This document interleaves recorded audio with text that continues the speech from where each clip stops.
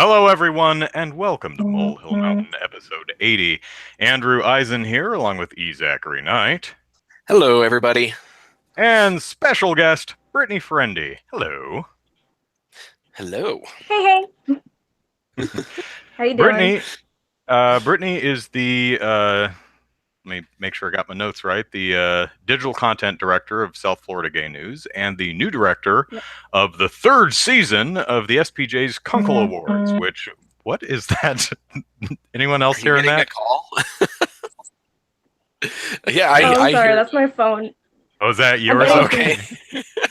That's funny. It's like I'm hearing a beep, beep. I'm like, uh-oh. I'm like, no, it's not this. That's all right. You tweet at me until after the show. So Brittany is our guest tonight. She is here because she is the new director of the Kunkel Awards, which recognizes excellence in video game journalism. So she's taken the reins from Michael Koretsky, who we've interviewed on this show before. Although I think it was Super Podcast Action Committee the last time Koretsky was here. Because we had him on the first time the awards happened. Did we have him on after that? I'm trying to remember. We had... Actually, I think when we interviewed him, it was for Airplay. So I think we had him before. Oh, it was for Airplay, yeah. But I remember... Okay, so full disclosure, I don't remember if you did, Zachary, but I know I consulted with Koretsky on the creation of the Kunkel Awards. So take that for what it's worth. Were you on those chats too? A little bit. I didn't provide much input. Neither did I, but for what it's worth. So we'll talk about the Kunkel Awards, but we'll do a little bit of getting to know you first. And one of the best ways to do that is talk about video games. So, Brittany, you're our guest, so you can go first. Last week, our audience asked us what our Game of the Year 2017 was. So what is your Game of the Year 2017? And of course, it doesn't have to be something that actually released in 2017, just something you played in 2017. Well, I went to look back to see how many games in 2017 I played that came out in 2017, and there was only 2, and I didn't finish either of them. So looking back at all the games that I played in 2017, but were way before 2017, I really liked BioShock Infinite the best. I recently just binged through that entire series for the first time in and I was just blown away by the story and the graphics, and each game it did something a little bit different from the one before it. And it bothered me at first because I was playing it in quick succession and I'm like, why did they just change the controls? But once I got into it, I just loved it. Yeah. Cool. So, short answer, since we have the time, what other games caught your attention from the year? Brad Glasgow's in the chat. Hi, Brad. Hi, Brad. I just played through Dishonored. I actually liked the DLC for it a lot better than the main game. I played through the main game, and then I spun the DLC because I wasn't that into it, but then Steam told me no, so I just kept playing through it, and I wound up liking it so much better because the main character actually talks in the DLC, and he has his own story, and his powers are a lot better than Corvo's in the base game, so I was really into that. Cool. And did you play any of Witcher 3 last year? I feel like you know that I did. I have a Witcher shelf above me. So yes, I actually spent the beginning of last year finishing the second expansion pack, the Blood and Wine. And Witcher is my favorite game, and I am now reading the books. And I'm just really, really into the story and the decisions and just everything about it. Great. I heard the books are pretty good, so I'm actually kind of curious to read them myself. I don't really have an interest in playing the games, but definitely reading the books, though. But one of these days, I'll get around to it. You know, I've never heard anyone actually talk about the Witcher extended universe. Is it a novelization of the game storylines, or is it? No, the game is based on the book. Based on books, aren't they? Yeah, the games are based on the book. The books were first written in 1993. That's when the first one came out, and then I think they're at like 7 novels now. The first 2 were short stories, and then after that, they branched off into like a big story. And there's gonna be a Netflix Witcher series coming out Hmm. soon. I don't know when, and that's gonna be based off of the I think novels. 2019 is when Live that's action coming. or animated? Oh, it's gonna be live action, I think. I think, yeah. So, Interesting. so what is your I'm pretty opinion sure. on the Witcher's author, his bad deal with the CD Projekt Red, where he's not getting any royalties or anything off the games? Yeah, Matthew Oh, in well, I our didn't chat know is about saying that. But You didn't know about Matt, that? Yeah, he licensed out the IP rights for the games to CD Projekt Red for just a flat fee and no royalties or anything to come. And so I think it was just he didn't expect the games to actually be that good or something. well, I think he has a hand in the Netflix show, so there's that, and I'm pretty Yeah. sure that means he's getting something out of that. Yeah, I think he's getting a pretty good deal on the Netflix show. I hope so. I thought the Castlevania show on Netflix was short, but I enjoyed it. So Yeah, It was good. I'm looking forward to the rest of that show. I don't yeah, consider what we it got felt to be a incomplete. complete season. It just felt like the first quarter of a season or something. I don't know. Well, I guess it was one of those. We have this much time. We have this much budget. That's enough for 4 30-minute episodes. Let's just do it and see if anyone wants to watch it. So hopefully Yeah. it did well enough to get more. I think it did pretty well. I hope so because I want to see more because Well, as it did Zachary well said, enough it's that they pulled. They're doing more episodes. They should be coming out this summer, I think. Yeah. good. All right, so I'll go next. I counted up, and I may have missed a few. I'm actually starting an official games I played in 2018 list so that I don't have this problem next year. But I counted, and Good plan. I only played 23 games last year, so far as I can remember. And even that's kind of pushing it because I'm counting trying out Animal Crossing Pocket Camp and Fire Emblem Heroes. Mhm. And Life is Strange, I played for about 5 minutes, and then I got annoyed with it and stopped. So I need to go back to that game and give it another chance because I think I was just in a bad mood that day. Yeah.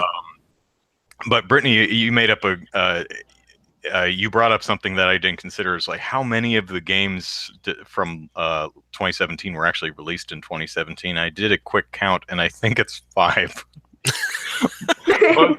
So only 5 of the 23 games I played last year came out in 2017, and 2 of them were Yakuza Kiwami and Yakuza 0, which came out here in 2017, but of course have been in Japan, been out in Japan for a while. And those 2 games are probably why I only played in the low 20s, because I play them to completion, and Yakuza games take a darn long time, big games. So my game of the year was Dragon Quest Heroes. This lovely title right here. And it may seem an odd choice because it's essentially a very simple game. It's one of the, if you're not familiar with it, it's one of the IP, a Dynasty Warriors game with a Dragon Quest IP coding. Yeah. And it's fun, but what I really enjoyed about the game is just how gosh darn positive the whole thing is. The premise of the game is humans and monsters, the skeletons and slimes and golems and all the things that you've fought in the Dragon Quest games over the years. Everyone is happy and friends and lives in harmony, and then some bad thing happens where the monsters go bonkers, and so you have to, I guess technically you're killing the monsters, which feels kind of wrong because you're trying to save them. But if you ignore that, everyone is really positive. So you play one of 2 castle guards and of the king of whatever town you're in, and he seems to be king of the entire world. And he's just this really positive, happy dude who legitimately cares about everyone in his town and every town throughout the rest of the world. And you embark on an adventure where you go to every town and everyone knows King Doric. He's a great guy. It's like, oh, Doric, you old rascal, how are you? Oh, we used to fight in the Colosseum. And you visit all these different races. You go to the dwarven caverns and the elven forest. And normally in these types of fantasy stories, you'd have these undercurrents of racism at play and social commentary and stuff. No, everyone just gets along, and everyone gets together and works together for the common good. And you get characters from other worlds coming in, and they're like, "Yeah, we'll help you out because it's the right thing to do." And that level of positivity and humanity and cooperation is just what I need right now. So that's why Dragon Quest Heroes is my favorite game of 2017. Nice, yeah. As you were talking about that, I was just thinking, yeah, because like you said, in that game, all the monsters just something happens, they all go berserk, and you have to help them, kill them, whatever.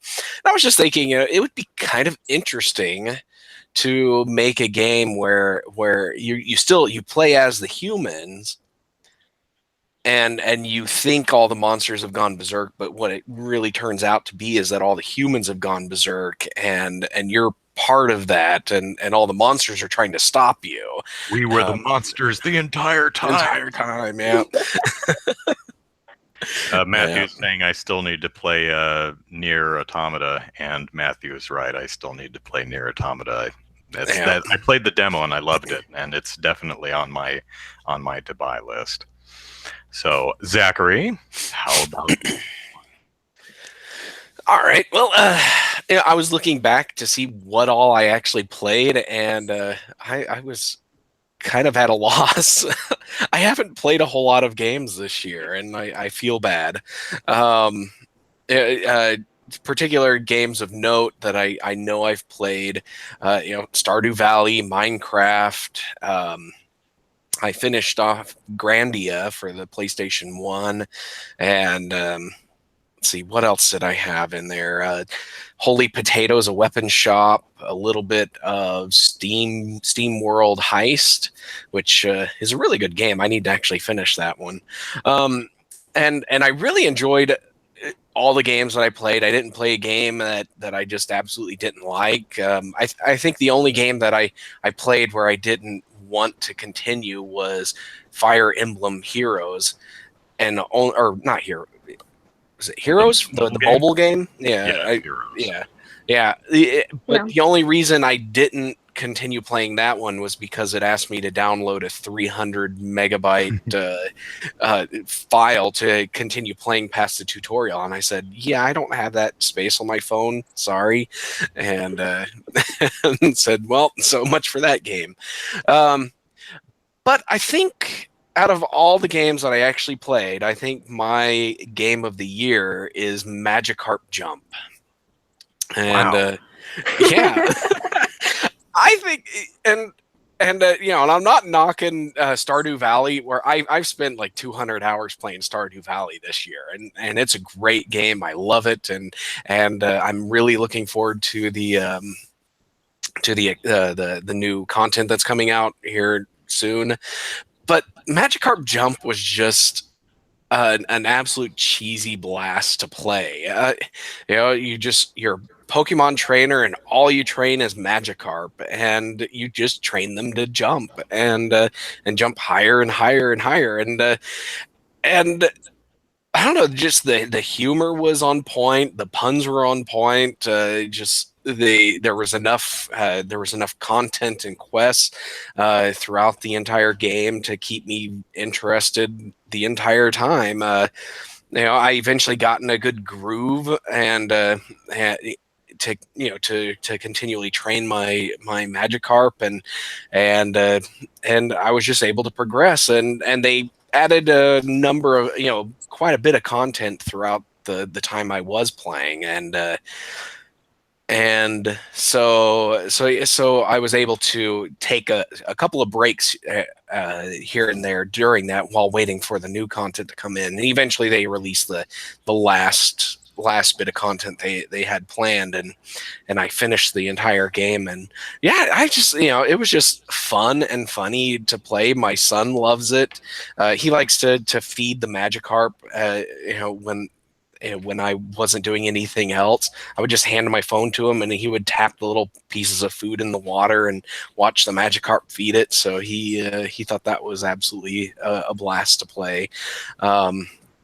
So yeah, I think yeah, that's definitely my game of the year, and Stardew Valley's probably my second, and then everything else after that. So if I'm understanding the premise of this game right, you're essentially playing one of those bozos in the main Pokemon games who are standing on the road, who have like one Pokemon. And they're like, hey, I'm going to battle you with my one Caterpie. It's like, you do realize you can have more than one Pokemon and more than one type, right, Bug Catcher Dan? No, it's not quite like that. It's like an entire town dedicated to Magikarp, and they have a tournament where you compete with other Magikarp to see which one of yours can jump the highest. And eventually, you're jumping above the clouds and above mountains and things, and it's just really, really cool. Yeah. One of the things. Yeah. But one of the things I really wish happened was like there's 8 leagues, 9 leagues, I think. I think there was 9 leagues by the end, but yeah, I think there was 9. But once you finish a league, you can't go back and do it again. You just continue on, except for the very final league. That one, since there's nothing after that, you just replay that last league over and over again. But I would have loved to have taken like one of my level 100 Magikarp and then go back to the very beginning and just take it all the way through. But they didn't have that option, and I was very sad. Shame you can't like transfer pack your buffed up Magikarp to the next Pokemon game or something like that.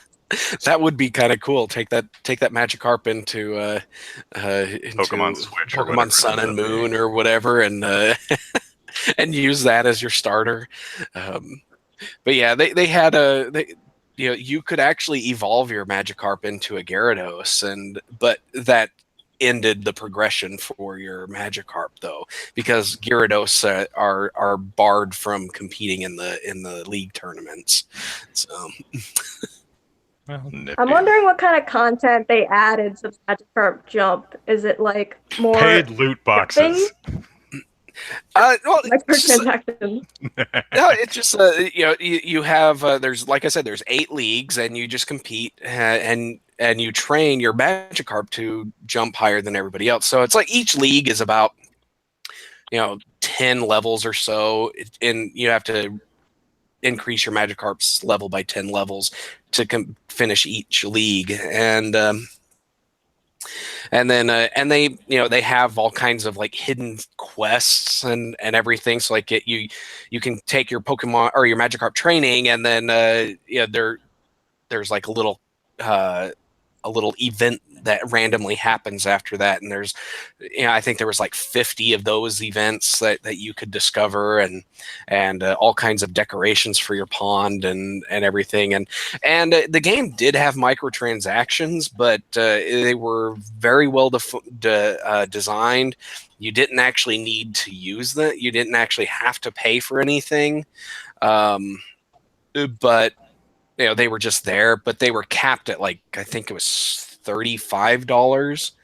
And it's like, after that, it's like you had enough coins and diamonds and stuff to buy everything in the game. So there was no point in letting you spend more than $35 on it. So, which I thought was a really good idea. A really good way of handling that. I never spent a dime on the game though.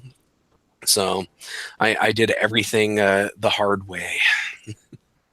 Yeah, if I remember correctly, there was a Pokemon P-Cross game that was one of those free-to-play games that you could buy jewels to do stuff in the game. I beat it without spending a dime. It took me 11 months, but yeah. But I believe that once you spent like $20 to $30, there was some upper limit. You couldn't spend more than X amount of dollars on the game. Once you did, you got infinite gems or whatever. And I think that's a really nice way of handling games like that, especially games that are predominantly aimed at kids. So, so that's nice. All right, Definitely. Brittany, the spotlight turns to you. And Me? before we get to Kunkel questions, I do want to ask: do you have any particularly cool owl-shaped mugs within arm's reach? You know, I put them away because I was a little embarrassed. Actually, no, I don't. Wait, I totally have like 4. Hold on.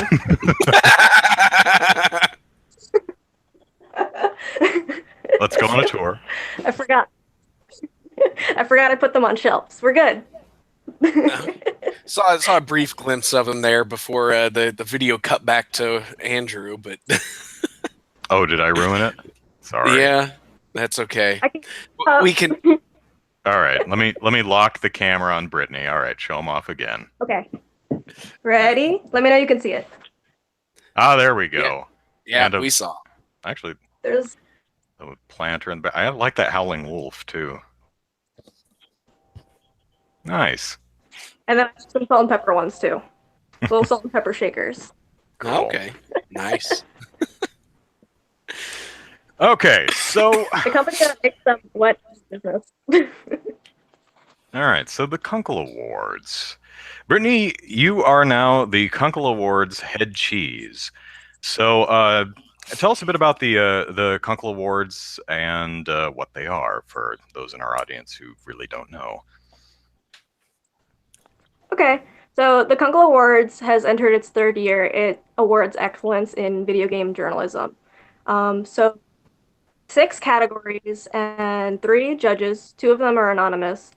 And the first part right now is we have nominations open, so anybody can submit whichever stories they think best suits each of the 6 categories.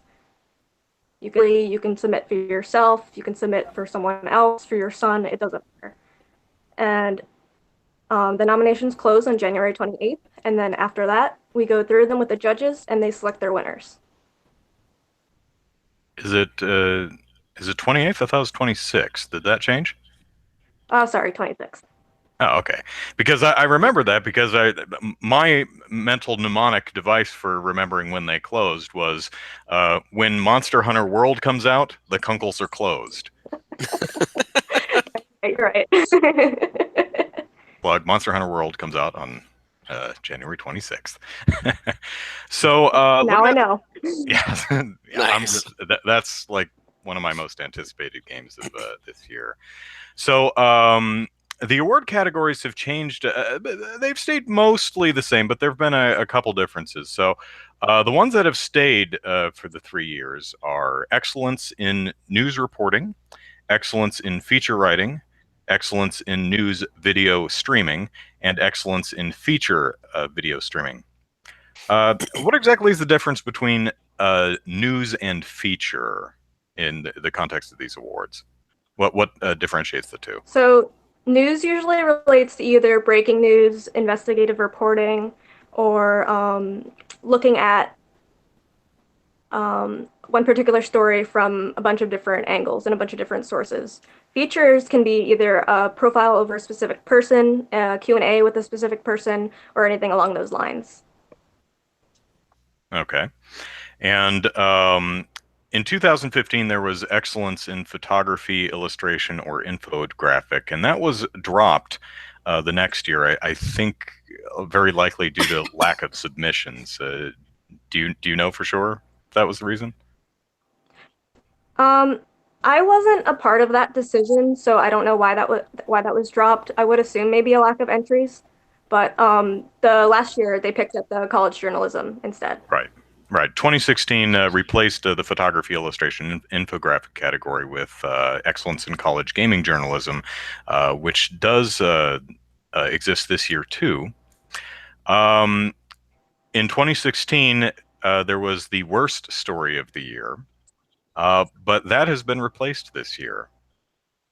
Number 1, why did you replace such a fun category? I know Koretsky's bummed as hell. So why is it replaced, and what's it replaced with? I know that Kretzky's super bummed that I got rid of it, and I know a lot of people aren't happy with it either because gaming journalism right now kind of has a bad reputation to it. So I understand that people feel the need that the category needs to stay there. The reason why I took it down was because the Kunkels, based on everything that I saw about it before I joined, is about excellence. So I felt like it was a little weird to have something where we have 5 categories about what's excellent and then one about just kind of like talking bad about a specific piece. And even though I understand why some bad journalism needs to be placed there and talked about, I feel like I want to take a more educative approach with the Kunkels and to focus more on where good journalism makes bad mistakes. That way we can try to get to where we need to be in terms of like having the best of the best and having that being shown off and having people to have a good example of good journalism to look towards. Okay.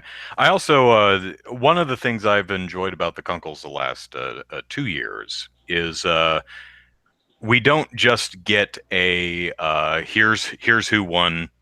See you next year. Koretsky also quoted the judges for each of the winners, first, second, and third place.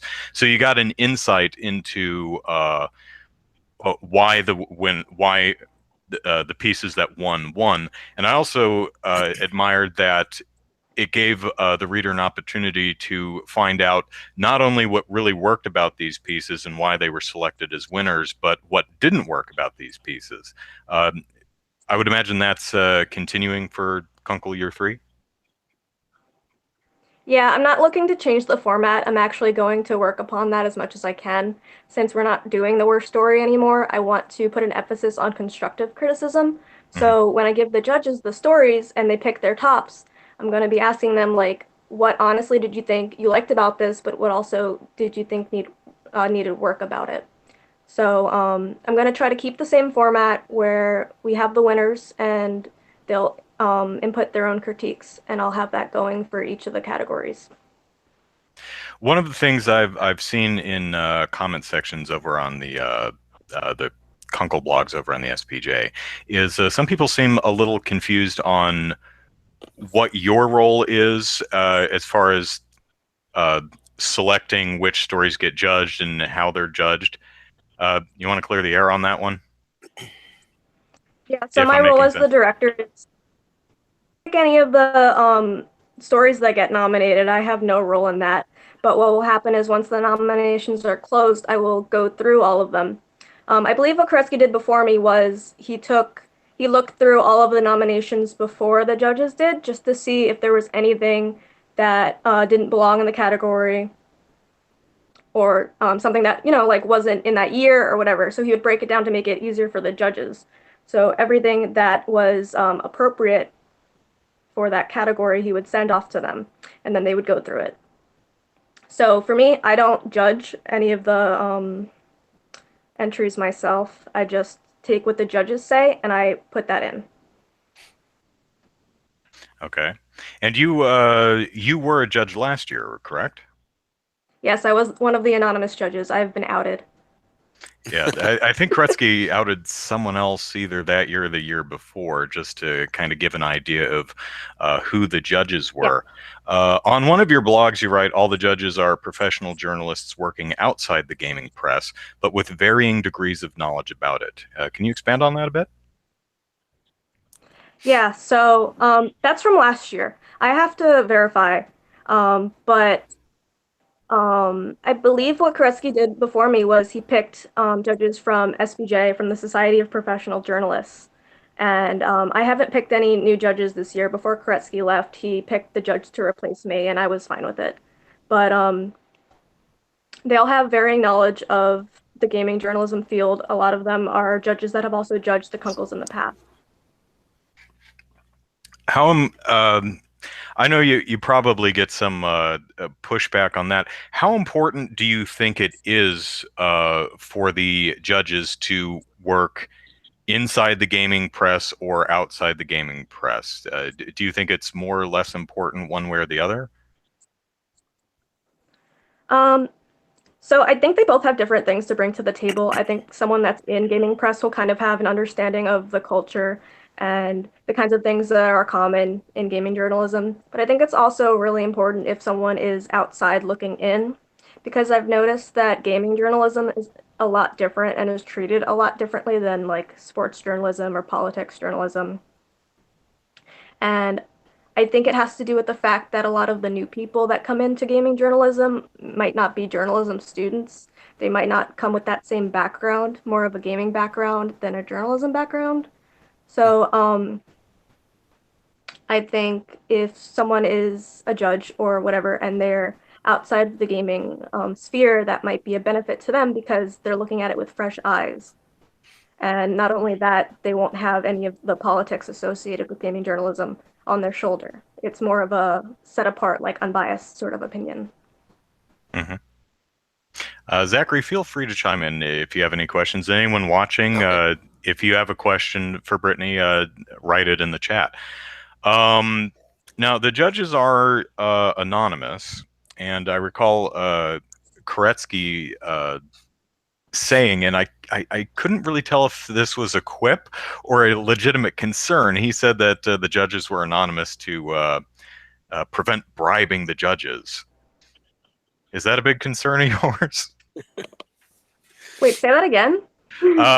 I remember Koretsky saying, I don't remember if it's on one of his blogs or if he told me this, and I don't recall if he was just being silly about it, but one of the reasons I heard for the anonymity of the judges is to prevent attempts to bribe the judges in to get one piece or another consideration for an award. Well, I guess more simply, why are the judges anonymous?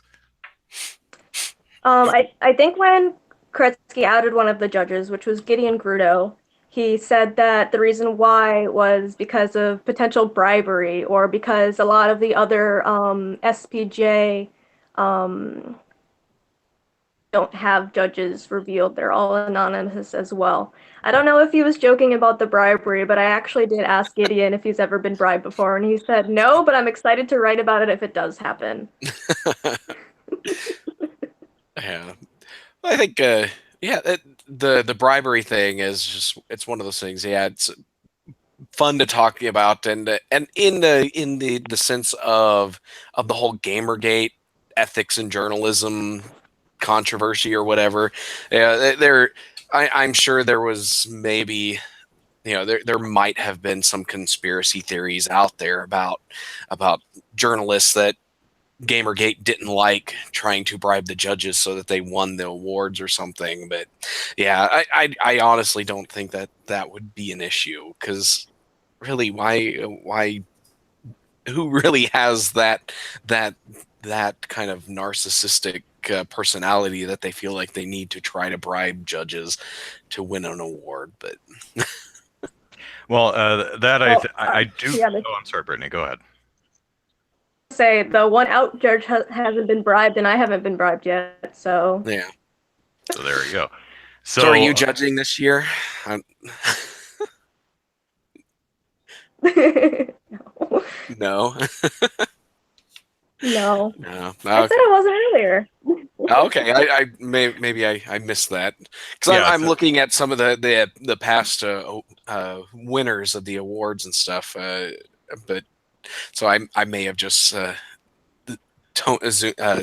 zoned out on that. It's been the Kunkels have only been around for 2 years, but I did like I don't know what kind of submission volume you've received this year or any of the previous years, but I did think the award winners had a nice range of different outlets, everyone from Kotaku to Playboy, so it's nice to see that it seems like you're getting a fairly broad range of submissions.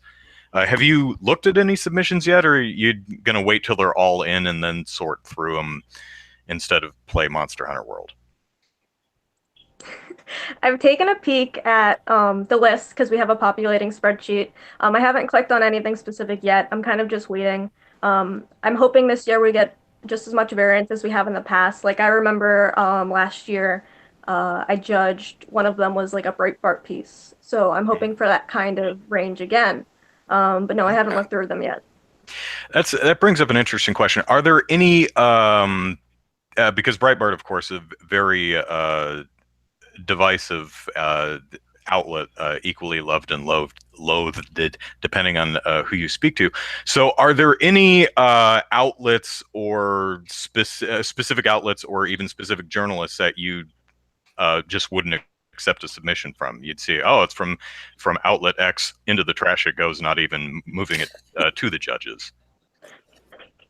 No, because I don't look at like who wrote the story or what company is behind the publication or of the piece or whatever. I just look at the piece itself, and if it follows the criteria, I'll send it to the judges. The judges also don't look at that. They just look at the quality of the work. We have our rubric of the guidelines that they follow on our homepage. And that's what they look at. They don't care about if it's from Breitbart or Jezebel or Kotaku or wherever. Okay. Which brings us to something that TriLink is asking in the chat. What are the criteria in which a piece of journalism is judged? Okay, so I don't have it up in front of me, but what I will say is the main thing that we judge is the SPJ Code of Ethics. And I say we because I judged it last year. But that's the main thing that we follow, and that's what I want to put an emphasis on when I'm reviewing the winners. I want to ask the judges how they follow the code and where they miss out on it. Because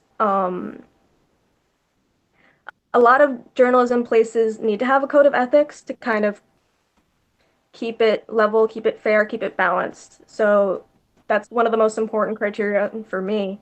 The other ones include like having verve. That way it's more like interesting. It's not just, oh, I'm talking in monotone and this is boring and here's the information. I believe another one is accurate reporting. Yeah, I have the list up. So you covered SPJ, Code of Ethics, and verve. You just hit on accuracy. The other two are balance and clarity. So if folks in the chat, hey, since I actually have this page open, go to spj.org/kunkel.asp, and there's all kinds of, there's the submission form for to nominate any work you feel fits one of the 6 categories, and also the judging criteria. So, Brittany, do you read a lot of gaming journalism yourself, just outside of work or outside of judging? Personally, I'll look up like specific stories, like if I want to see what people do as far as like Star Wars Battlefront, like that whole thing. But mostly I go on Reddit for my information, which might not be like the best thing. Yeah. I get a lot of Okay. Well, so it's great as a news aggregator, I guess. Yeah, as an aggregator, yeah, it's a good way to get a high level view of what's going on. So, as a follow up question to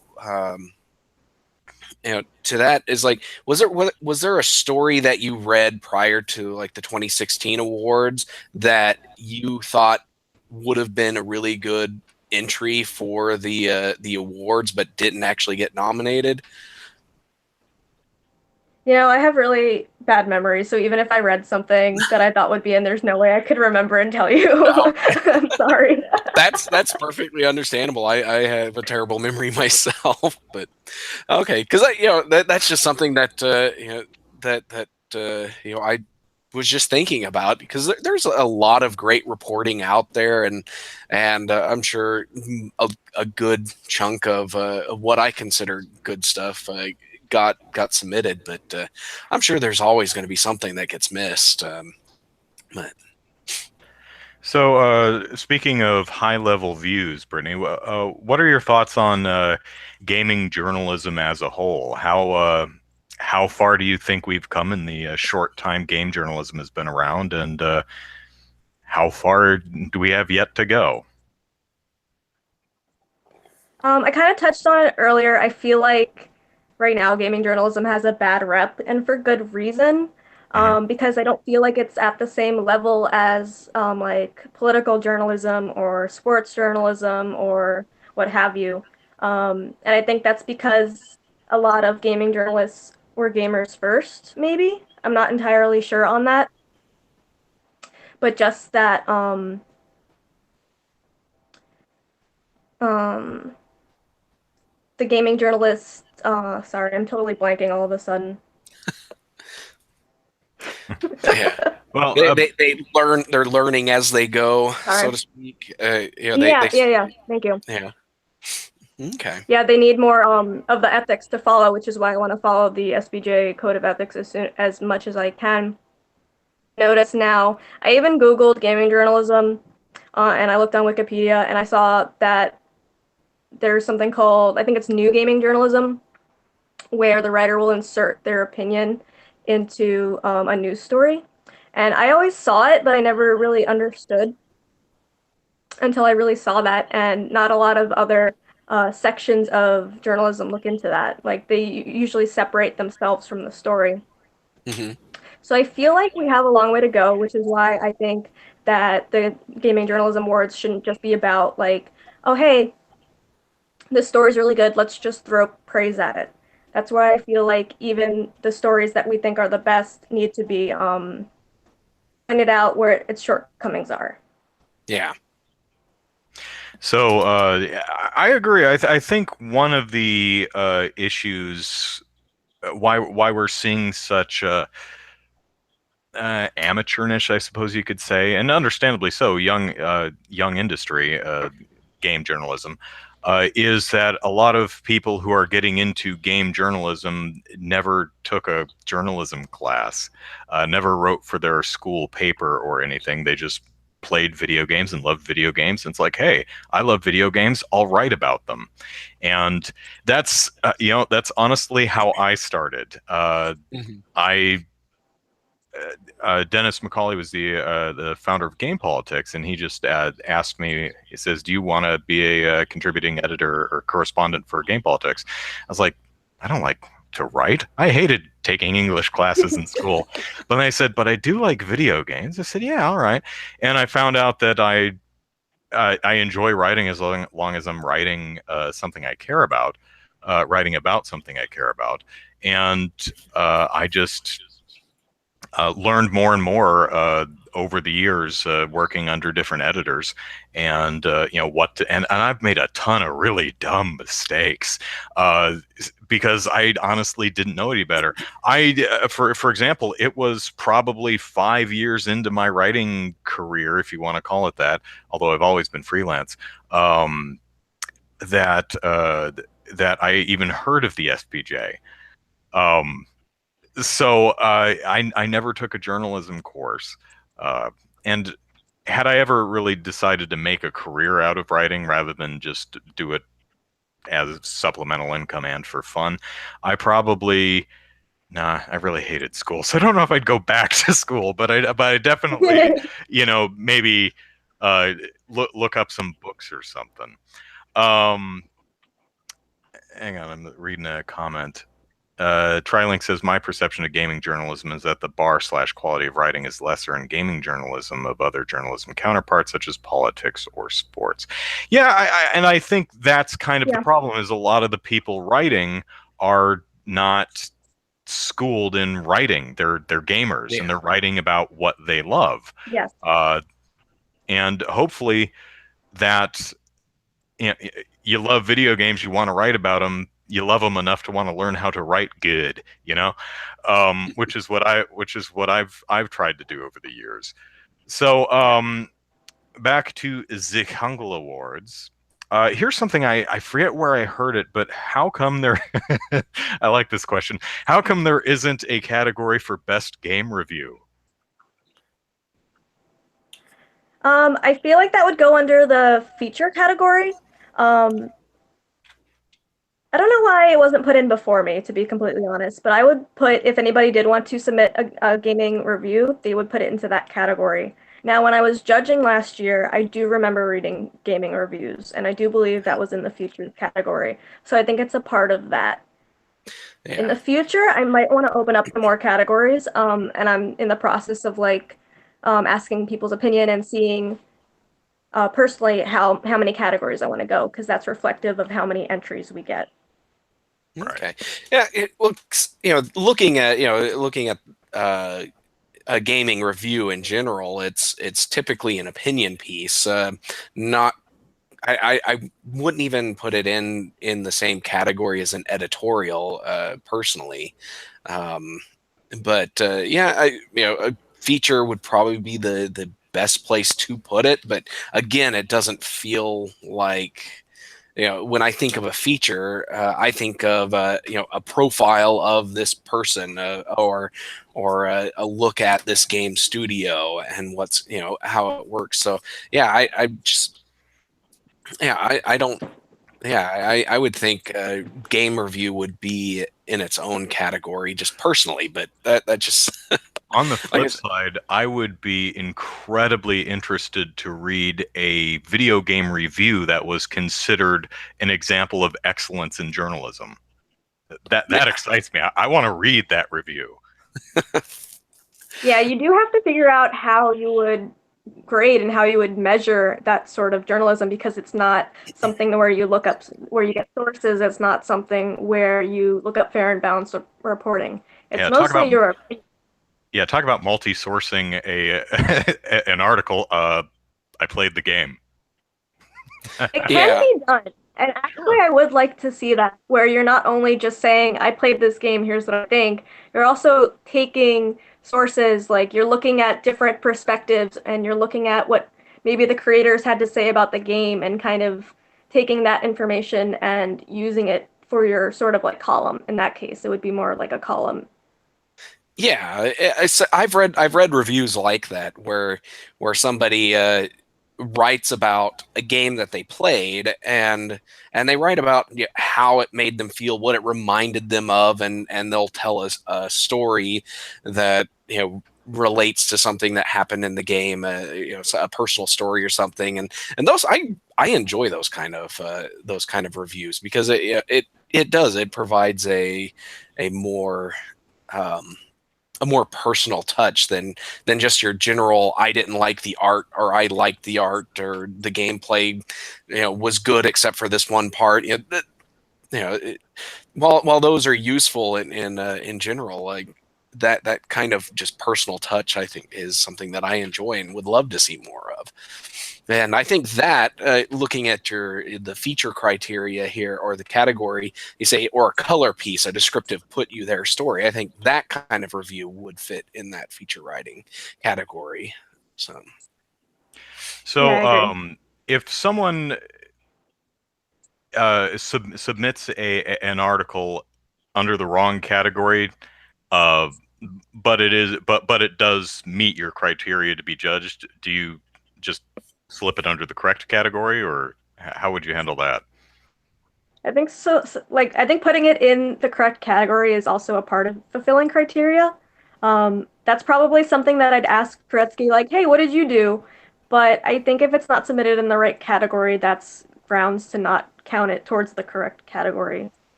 Okay. You know what I'm saying? So if you're Mhm. submitting something, folks, please submit it in the correct category. so Please do, and okay, please submit when Monster Hunter comes out. yeah. So Teacher, just why on that Monster Hunter is going to be the best game ever. but on that same front, you say, 'cause the submissions, the nominations are open to the public. So anybody, a reader, a writer, or anything, they can submit whatever story they want. Just for those uninitiated in the strict definitions of these categories, what would you say is the best way for them to look at what they want to submit and put it in that right category? I don't understand the question. Okay, well, say they've got an article that they read and they really like. How would you advise them on choosing the right category for it if they don't know specifically what category it would fit under? Um, I guess Okay, well, what I would say is, they can first look on our homepage and see all the categories and see the descriptions for the categories, and try to choose which one fits the best. A lot of the publications will just clearly say at the top if it's a news story or a feature story. If it's a video, they're going to know if it's a video. Yeah. If it's a college publication, it might say so. If you can't tell what category it fits and it doesn't say it on the website, you can send me an email. We have a contact us page, and I could advise you from there. Okay. Yep, there's a, it says, Brittany Ferrendi is the director of the Kunkel Awards, but not a judge. If you have questions or comments, reach her here. And so it's at the bottom of the spj.org/Kunkel page. Yeah, there's also a top banner that says contact us, and that'll just send you right to it. Okay. All right. Let me... TriLink says, Brittany, you mentioned the judging process earlier. Do you remove the names of the submissions before giving them to the judges in order to remove any implicit biases that they may hold? If not, would this be something you might implement in the future? Is that for the submission, like the person that submits it, or is it the author of the article? I think what he's saying is the author of the article. Yeah, like remove Well, the we- author and like the website from it. Just have the headline and the body of the article. Is that how you do it, or do you leave the website and author's name intact?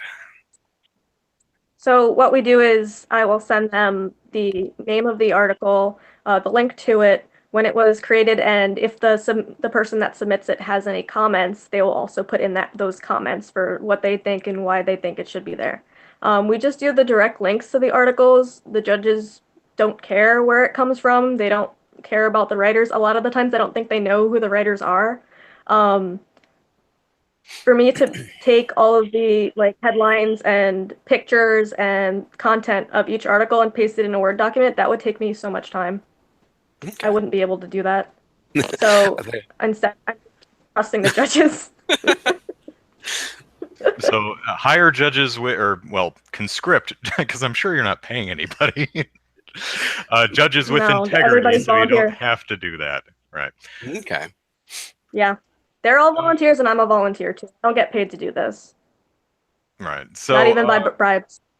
Yeah, it's a shame. One question I had, which is completely irrelevant, but something that's interested me. Who does the art for the SPJ blogs? Because they're great. Are those just public domain images you're getting from Shutterstock, or is there an SPJ artist on hand? Okay, so before me, I don't know where Karetzi got his art from, but I actually commissioned an artist that I know. Her name is Chizu PS. I don't know what her real name is. It's Paulina. I commissioned her to do each one. So I send her the themes that I have for each story that I'm going to write. And I'll ask her, for the first one, I'm like, I just want to film noir. I don't care if it's a guy or a chick or whatever. Just make it look really cool. And so she did that, and she's been really great. She's been working hard. Yeah, I'm looking at these Kunkel blogs, and yeah, that's some really nice art. I like it. I like that art style. Does she have a DeviantArt page or anything like that? Yeah, it's CHIZU/PS. She's on Tumblr too, and I think that's the same one. I don't go on Tumblr, so I don't know. But I think that's where she puts.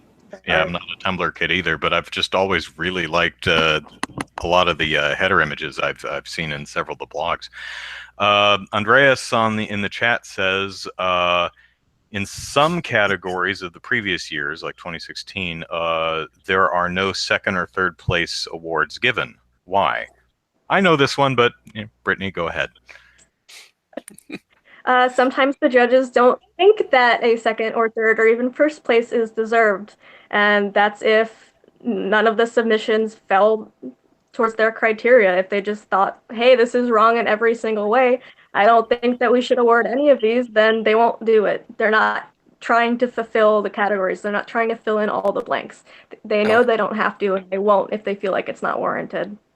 Right. So do you think there'll be a year where a category just does not get any single winners? Everything sucks. That hasn't happened yet, but do you think that will? There's a in the past, but it's very, very possible. I think that would be a reflection of what happened to be submitted rather than a reflection of game journalism as a whole.